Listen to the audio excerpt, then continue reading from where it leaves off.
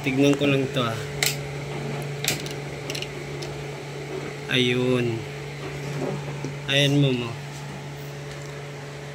Hindi naka-zero kasi itong makina nyo, ma'am. Hindi naka? Zero. Dapat ito, yung pinakasagad niya na pihit, pakaliwa. Dapat ang nandito sa ibabaw is dito pagitan ng 5 tsaka 1. Kaya pag pinihit mo yan, ma'am, hanggang 5 lang. Kasi may stopper to sa 5 eh. Oo. Ayan, stop na siya.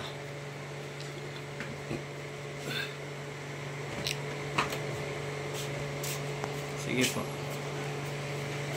On natin.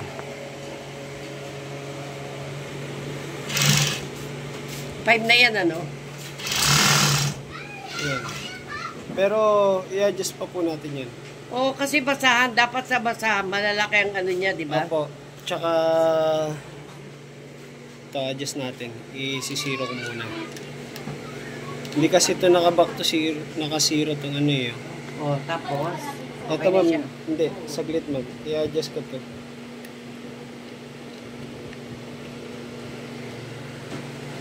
Po ma'am, bali ito kasi pinupost ko. Wait ma'am ha. Pinupost ko kasi ito sa YouTube page ko tsaka sa ano ko sa Facebook. Wait po. Ipitan ko lang to. Kasi baka 5 na yan. hindi, naka-zero pa lang po Zero. yun. Kaya nipipihitin natin siya sa 5. Ang taas niya. Opo.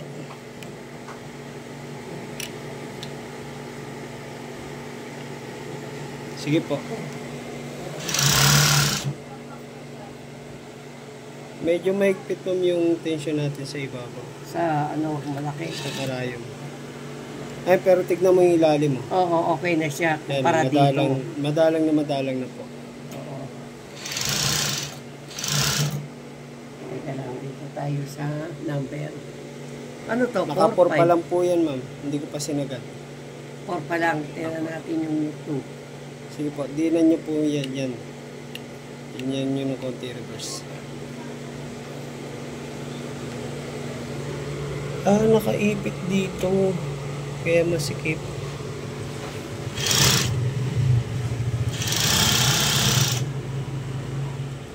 Ayan, Tapos, masinsin yan. okay na siya sa, okay na yung ano eh. 3 yan ano? Itong, Opo. Ayan.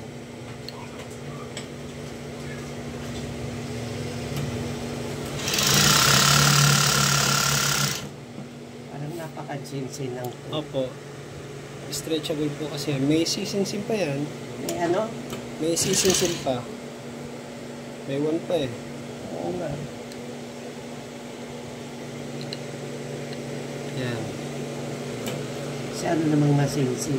Masyado na yan. Halos din na tumatakbo yan. Kalimitan standard po sa ano mga sa ano po number 3. Number 3. Opo.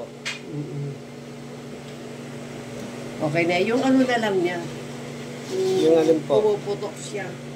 Yun po. Hindi na siya ngayon. Kasi po sobrang higpit po ng tension dito sa ibabaw kaya siya pumuputok banat na banat. Tignan niyo po itong ano, yung asan yung kaninang tinahin natin.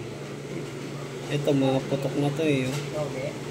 Sobrang higpit ng tension. Pag ganun ma'am, parang pumuputok yung tela mo, banatin mo yung tela mo kung alin yung sinulid na naputol, kung ibabaw o ilalim. Anong banat? Di ba, binabanat natin yung tela. Sabi niyo pumuputok. Oo nga. Pag naputol po yung ilalim na sinulid, ma'am, mahigpit yung sa ano, sa bobbin case nyo, yung sa may tornilyo malapad doon. Tapos, Pag ibabaw naman na naputol, pag binanat nyo, sobrang higpit ng tension nyo sa ibabaw.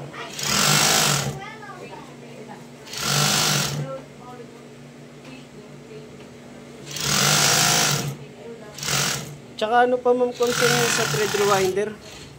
ha? Yung thread rewinder po dito. Oo, ayaw mag-rewind. Wala akong bobbin. Ay, wala akong winder. Walang binigay na winder to? Wala eh. Isa lang. Nalimutan ko magpadala. Sige, tingnan natin kung meron ako. Ayaw siya mag-rewind. Sana meron pa akong stock dito. Sana meron kang extra dyan. Kung Pwede minsan, naman, ito muna tanggalin natin. Kung wala kang dala. ay, tignan muna natin. Baka mamaya meron eh.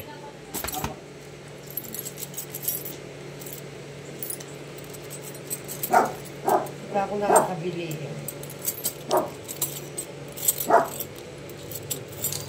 Ano pinakasukat ng tornilyo na yan? 1.5 Alin pong tornilyo? ng siruba? Pag sinaturnil sa dito, Oo. 1.5. sabihin nyo lang po ma'am pang ano, pang karayom. Oo. Eh, matigas naman sa akin. Pag ito ma'am, halimbawa ma'am, ito maluwag, itong bobbin winder nyo, at hindi ito umiikot pero yung winder hindi, Hindi. ibukan nyo lang to. Para kailangan kasi bagyang mahigpit to eh. Para sumabay sa ikot na ito. Ibubo ka lang. Ibubuka lang. Pag halimbawa naman ma'am na sobrahan kayo sa pagbuka na ito, i-press nyo lang ng plies. I-press? Opo, para medyo lumuwag. Ipitin lang. Ganun, ipitin. Pag na sobrang luwag, ibukan nyo lang. Ito, sikwatin nyo lang dito ng screwdriver, itong biyak na to. Oo. Yan. Oo. Yan, Tapos yun. pag lumuwag, iipitin lang. Opo. Hindi. Pag nasobra naman sa higpit, iipitin nyo lang ng plies. Oo. Paano ba ito? Pag ganyan? Paano ba ito? Pag Alin po? sunod? Sige po, ma'am.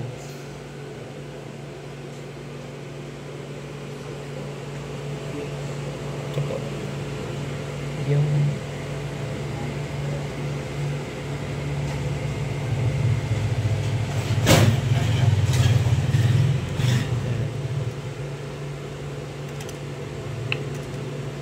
Kailangan itaas ang foot. O hindi? Kahit hindi naman, kasi kasasabay to habang nananahi ka eh. Oo. Nagre-rewind siya. Oo, nagre-rewind siya. Pero pag ganyan wala ka naman nakasalang at magre-rewind ka lang, tanggalin niyo po ma'am yung sinulit sa karayom. Okay. Hugutin niyo po yung sinulit sa karayom yan. Tapos iangat niyo yung foot ng konti. May hand lifter naman sa likod yan. Okay na yan. Opo, tapos saan niyo po patakbuhin. Medyo mataas yung hand lifter niya. Sa tuhod niyo na lang po iangat para Ganyan lang, niyo po. ganyan. O yan. Konting angat lang.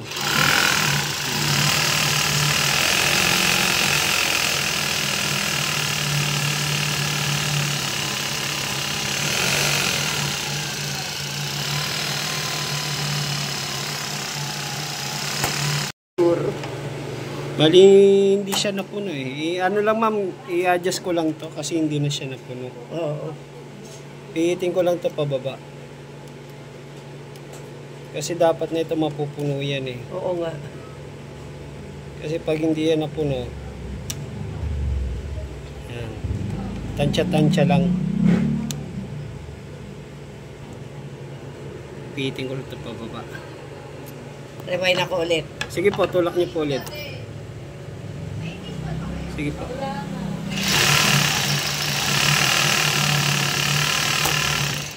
Konti pa. Malapit na. Pihitin pa natin pababa.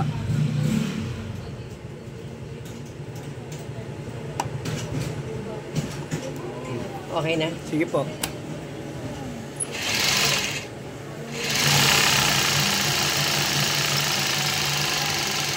Okay na yan. Sige po. Tapos, nung hinugot ko siyang ganyan, Opo. tapos magre-rewind ulit ako, ayaw na mag-rewind. Ganun na nangyari sa kanya. May maluwag lang po yun yung winder niya. Sige po, sa inyo na po Sa yan. akin na to. Opo. Thank you. Ito yung pasensya na, hindi ako magpagkasobra, wala talaga. Sige lang po, okay lang po. Ito yung bayad sa tornilyo. Opo. Thank you po. Salamat din ha. Opo. Salamat sa tiyaga. Salamat po, salamat. Pag tawag na lang kayo kay Ma'am Pag April. kailangan. Opo.